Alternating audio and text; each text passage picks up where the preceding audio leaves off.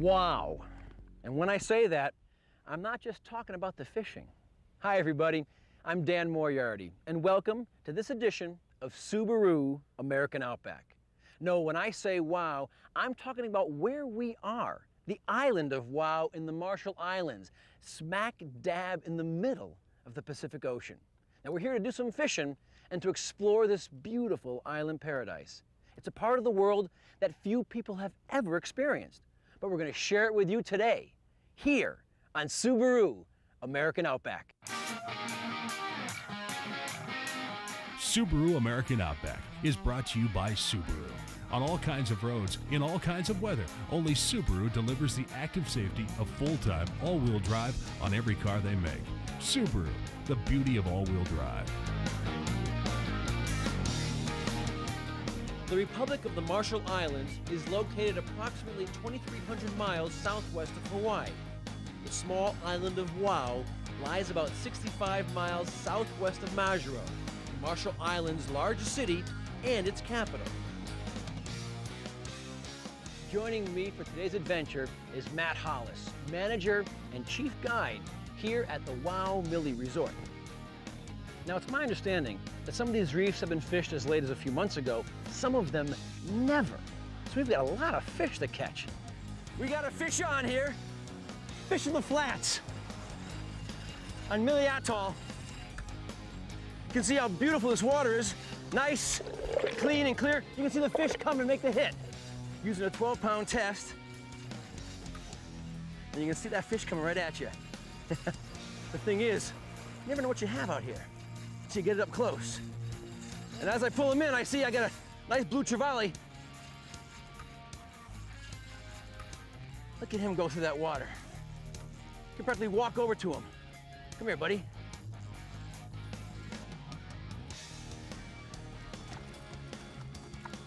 Nice blue trevally. Check him out. Run back over here, boys. Make sure your rod is never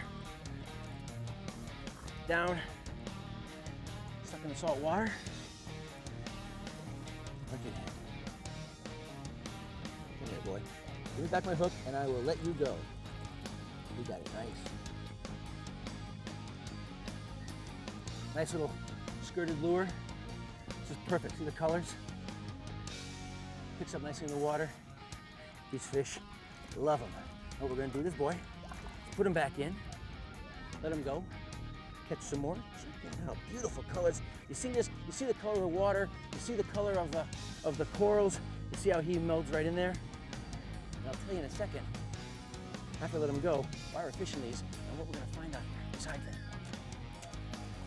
What you wanna do, hold them by the tail nicely, get him resuscitated.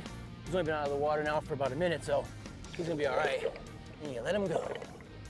And there he goes. That's a beautiful fish. There's a lot of those out here. We also have, if we're lucky, maybe some dog-tooth tuna in here, a few other things like that. And the reason they're here is because with these flats, what they do, they're real smart fish. As you go out there, there's a drop-off. They're near the end of the drop-off, and they kind of corral their bait fish in this way to the reef so that they can't get away. It's family planning, and it's the way it works out here in the ocean. The small fish are in, they're the hunted, the hunters are out there, keeping them close to shore, they can't get away, and they just feed like this all day, which is why we're here at low tides. It's perfect. Beautiful, beautiful flats. It's good to keep in mind, and a good habit to get into when you're spin casting, to manually flip your bail back, as opposed to having it come back once you start reeling in. Let me tell you, your equipment will be happier for it. It'll cost you a lot less because you won't be replacing it as often. It's good to get into that habit. And it is a habit. Got a fish on here, Dan. All right, Matt, fight that guy. And I'm coming to your waters because I see the birds now. Hope he has some friends out there. Lay a cast out. What do you got, buddy? Small bluefin again. Man, those are good fighters, though, no matter what size they are. Come on. Well, you got a few. Oh, yeah. Oh, fish on, huh? I got one, too.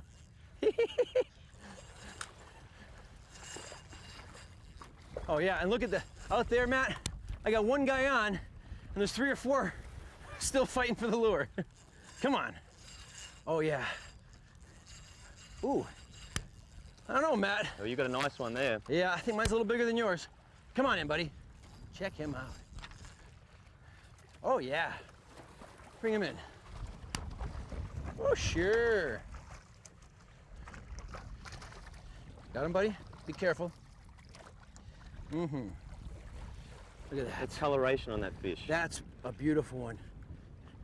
You can tell it's been around a little longer with the colors that match the corals. Isn't that great? Bring this over here. Let me get this hook out of his mouth. We'll get him back in the water. This is magic. There you go, bud.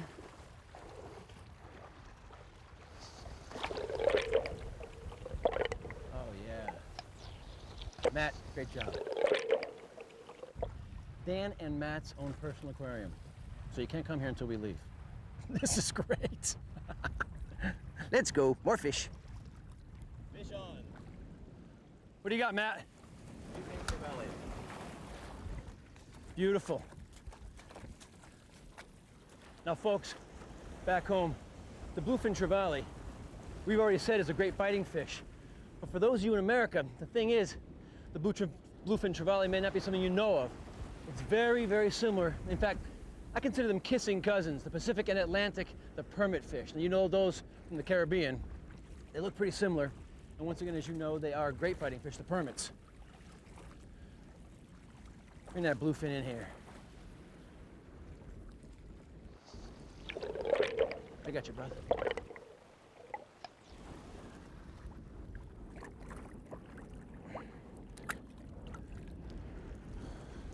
Oh, yeah. It's a nice one. You know, it's a pretty meaty fish. What do you say? How many pounds on that? 2 to 3 pounds. 2 to 3 pounds. Matt, get that hook, buddy, for me. Let's get him back in the water. Want to grab my rod there? Thank you, sir. Get him back in the water.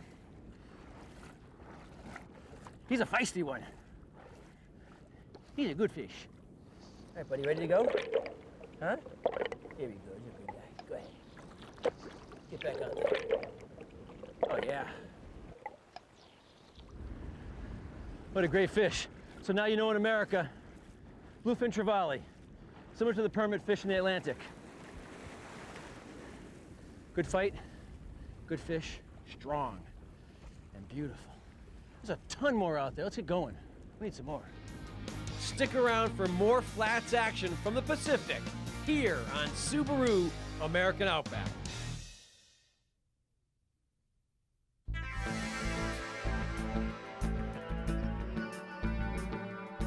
Fishing the reefs is special because you obviously cannot do it all day, every day because of the tides. How long do you have to be up here before you got to make sure your boat's here to pick you up and get you off? Dan, we get 4 or 5 hours around the low tide, Right. and then we're out of here before the water comes up too high on these flats. So it has nothing to do with the sunrise or sunset. You're just following the tides, and whenever that works, that particular day is when you're on. That's right. Beautiful. As you're walking the reef, you look for areas like this. A lot of bait fish down at my feet, just over the edge of the coral. So you want to come to this area, because out there, a lot deeper, the bigger fish will feed on these. But once again, the only thing you have to remember, because you're at a coral edge, you got to be near the end of it, so that when the fish comes in this far and you're trying to land them, they don't get underneath and snap your line. Of course, they can do it out there too, but they can do it very easily right at your feet. And that's real depressing, because you see what you lose.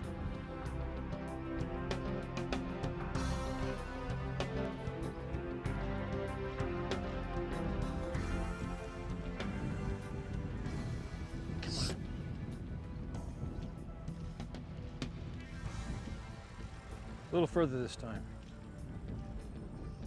I try and find those fish. Maybe that's a magic drop. Come on. Oh, it's right there. It's right there. It's right there. Come on. Yeah, got one. Fish on. Come on. And here he goes, underneath the coral. Just what I just said. Watch him, he's going to go straight under. Here we go. Just like I was saying, they go for that coral. Come on, buddy. Get him on here. Check him out. Okay, a little bit bigger, eh? Listen to me, eh? Just like Matt. Come here, bud. Come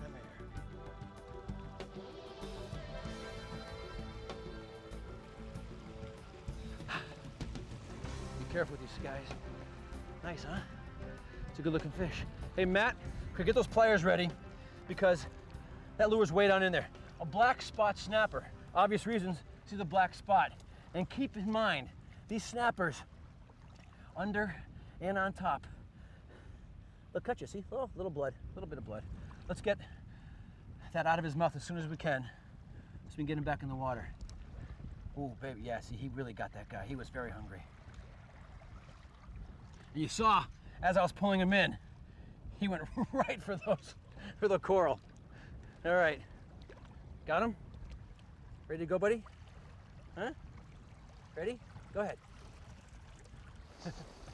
Well, sure enough, once I let him go, where'd he go? Right back under the coral, where he wanted to go in the first place when he saw me. They're fast fights, they're quick, but boy, they're full of action. And that's the reason when you're fishing the edge of the flats, like I said, you gotta get out as far as you possibly can. The other reason is, they don't get under the coral to snap your line, the sharks come in and get them.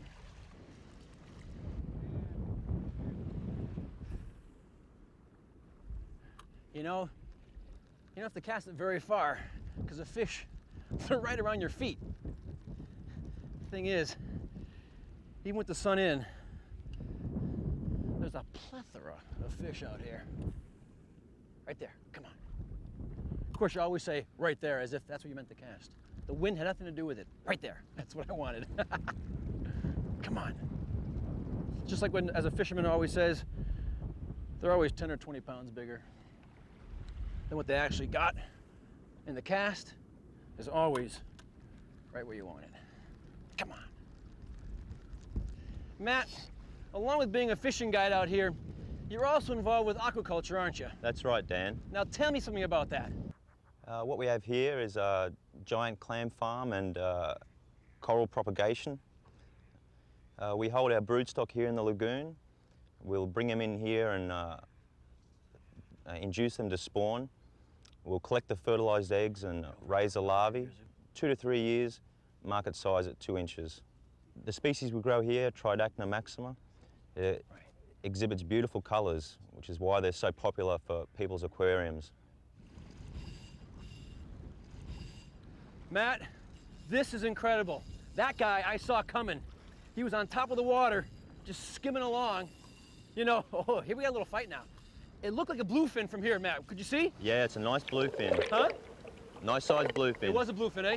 Now the thing is, you gotta keep control of these guys because they get behind the reef and look what they do. Oh, don't tell me he took my favorite lure. He did. My skirted lure may be gone. Hopefully I have another one because that's a great lure. Oh, look at that. He got behind, took it right off, snapped it in half. You can see the frayed edge right there? That was a good bluefin. That's depressing. Those other guys were too small. He was a good size, he was a good fight. He's the reason you're out here. Guess what? Let's get this guy going again because he's out there. I want my lure back. Up next, diving a shipwrecked Japanese battleship.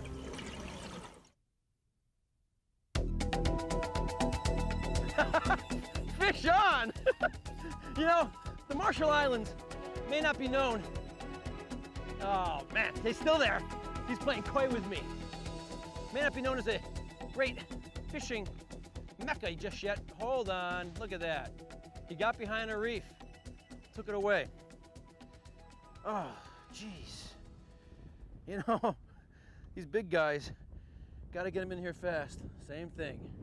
Behind the coral, snapped it off. These little buggers, they're costing me a lot of money here.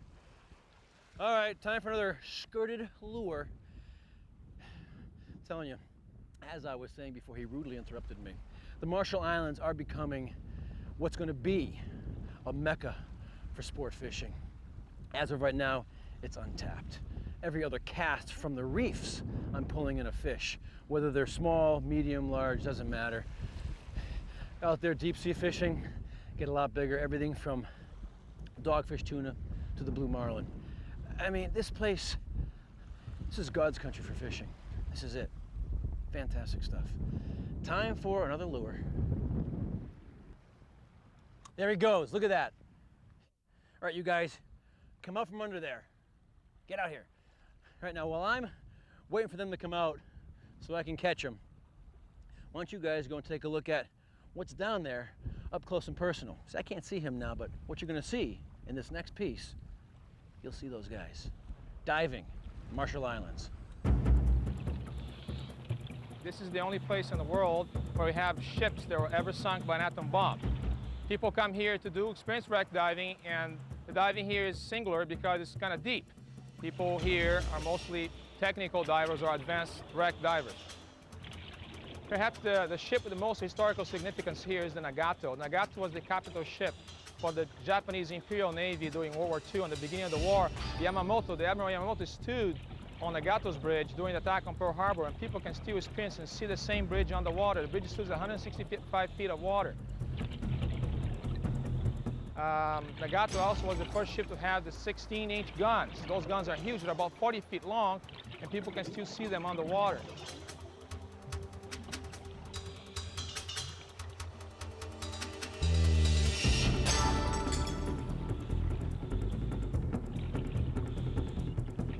The props on Nagato are so big, and photographers come here and get nuts over it because they look like an underwater Stonehenge. Subaru American Outback will return after this. Let's jump off the reef and into a little offshore trolling. Fish on, or as we say here in the Marshall Islands, akochik. We're out here, you can see these swells are rocking us a bit because we're at a pass where the Pacific meets the Pacific between these two atolls. Knox Atoll, a very small atoll of the Marshall Islands, and Mili Atoll. And in this area, the reason it's so plentiful is because the bait fish get confused. Oh, he doesn't want to come on yet. The bait fish get confused out here and they don't know what direction they're going in. So the feeding fish, the predators, are all around here. You have no idea what you're gonna bring into the boat until you get it within 5 or 10 feet. And you just saw that one. We've got a wahoo. And let me tell you, it's a wahoo who is fighting. Look at this guy, look at this guy. Check out the bend in that rod. We've been coming along this entire pass from Mili, going towards the Knox Atoll.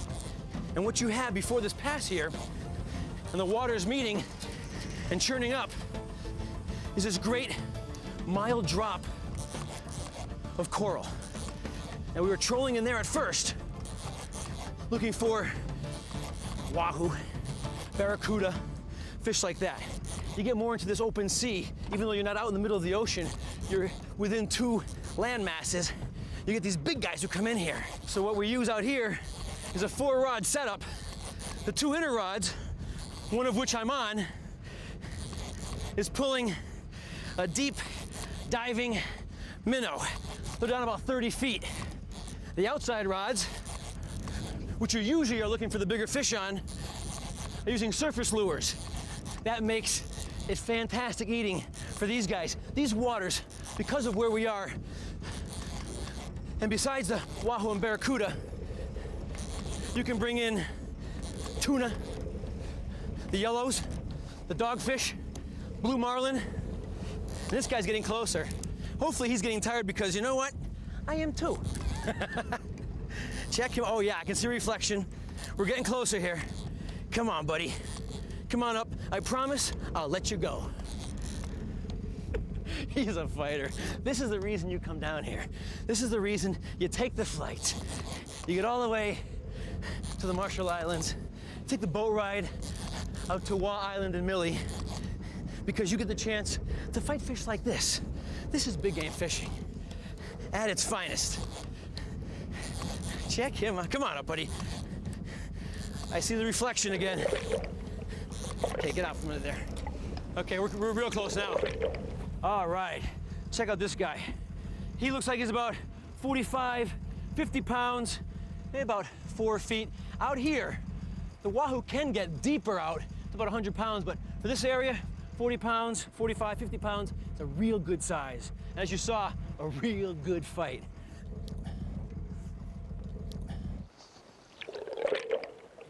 That's one heck of a fish.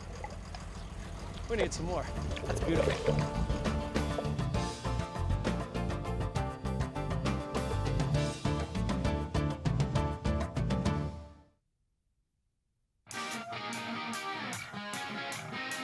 Subaru American Outback is brought to you by Subaru. On all kinds of roads, in all kinds of weather, only Subaru delivers the active safety of full-time, all-wheel drive on every car they make. Subaru, the beauty of all-wheel drive. Like I said at the top of the show, wow. And now, you know what I mean. The fishing. Could you believe that action? It seemed as though every other cast, I was getting a hit. But as it is when you're fishing the reefs around those coral heads, you can't bring them all in. It's unfortunate, but it's part of the game. But you know something? After a day of saltwater angling like this, I learned a few more things about this kind of fishing. And I hope you did too. Let me show you something. This morning, this line was brand new. But this is what happens to it after a fish caught itself and my line around a coral head. See how frayed and worn out it looks? In the end, shreds it like a razor. So remember, get yourself out as far on that reef as possible and do your darndest to keep those fish from going behind the coral heads. Now, as I said in the show, you can't be too careful maintaining your saltwater tackle. After every use, wash it off with fresh water and wipe on an anti-corrosion protectant. After all, it's a sport. If the fish beats you, that's one thing. If your tackle beats you, it's your fault. Keep these few tips in mind and come to a place like the Marshall Islands, and I guarantee you a fishing vacation of a lifetime. I'm Dan Moriarty, and I'll see you somewhere down the road or perhaps on the water for more adventure, right here on Subaru American Outback. Bye-bye for now. Next week, Subaru American Outback hits California for some high country angling for the next Subaru American Outback. Air transportation for Subaru American Outback is provided by Continental Airlines.